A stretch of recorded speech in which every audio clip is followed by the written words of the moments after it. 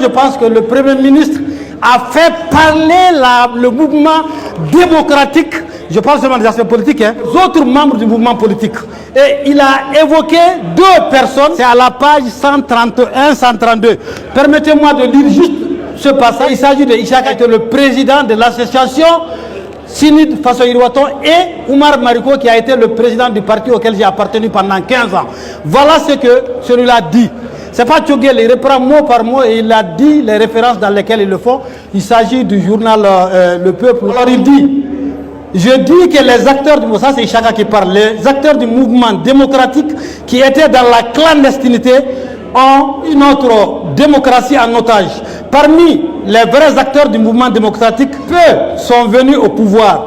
Ils ne sont responsables devant rien. Je n'ai jamais vu Ibeka marcher, je n'ai jamais vu Soumaïla marcher. Ces gens sont responsables de quoi devant le peuple? Qui d'entre nous était dans sa propre maison le 26 mars 1991? Il parle bien du mouvement démocratique. Et dit, qui avait dans son compte 100 000 francs CFA dans son compte? Les 90% étaient en location.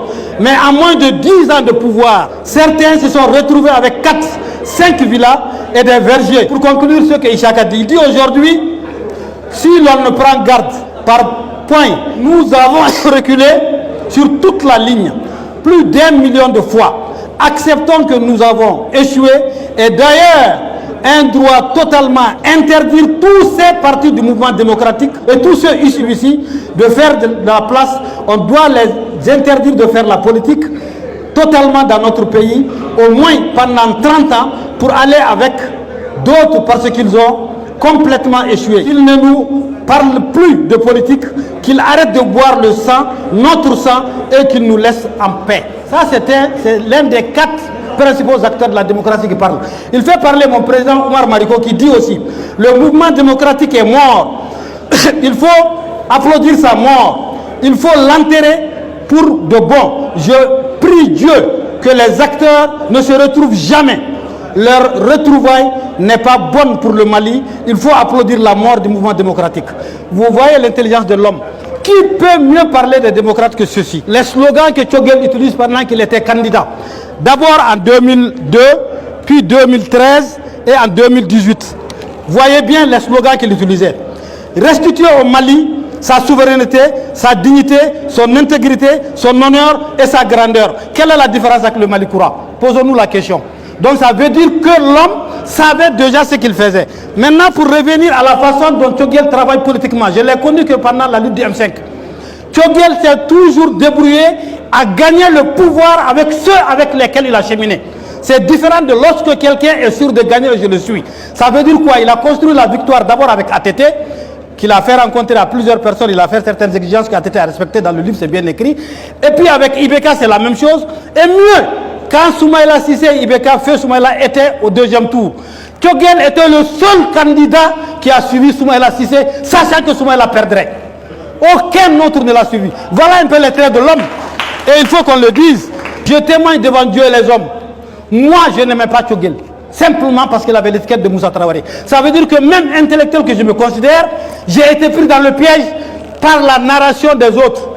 Et qu'est-ce qui s'est passé à une émission Africable où Oumar Mariko, Tchoguel et Muntagatal ont intervenu. Moi, j'ai accompagné ce jour-là Oumar Mariko. Quand on est sorti, il me dit Bokoum, s'il y a un seul homme politique sur lequel on peut compter au Mali, c'est Tchoguel. J'ai dit non, moi je ne veux pas de lui parce qu'il est proche de Moussa Traoré. Il dit non, tu vas savoir, tu vas comprendre de quoi je parle. Et la deuxième fois, c'est quand le M5 s'est créé, il fallait créer le comité stratégique. Et ils se sont réunis, le triumvirat dont tu parles, et MK, CEMAS, et aussi le FSD. Tchoguel était le seul à réclamer dans la composition du comité stratégique un membre du MDP, le mouvement démocratique et populaire, dans lequel nous avons cheminé avec Yere Woloton. Et c'est à cause de notre travail de mobilisation que les présidents africains ont été invités à Pau. C'était le 10 janvier 2020, avant le M5. Et c'est parce que certains leaders du EMK n'avaient pas pu participé à cela qu'ils ont initié MK et maintenant tout le reste en est suivi, plus les déclarations que Choguel a faites. C'est pour vous dire simplement que ce jour-là, Choguel a exigé que le MDP soit parmi les comités stratégiques.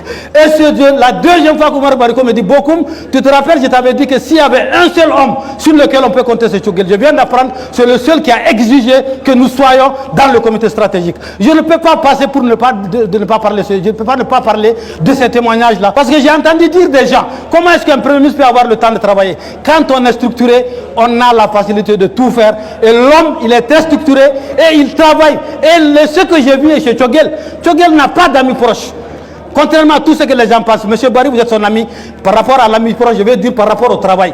Toutes les personnes proches de Choguel, si tu penses que tu es plus proche de Choguel que quelqu'un d'autre, ça veut dire que tu n'as pas bien étudié l'homme, tu ne l'as pas bien compris. Il n'aime que ceux qui travaillent et ceux qui sont honnêtes autour de lui. Voilà ce que moi j'ai compris en l'homme. Merci bien.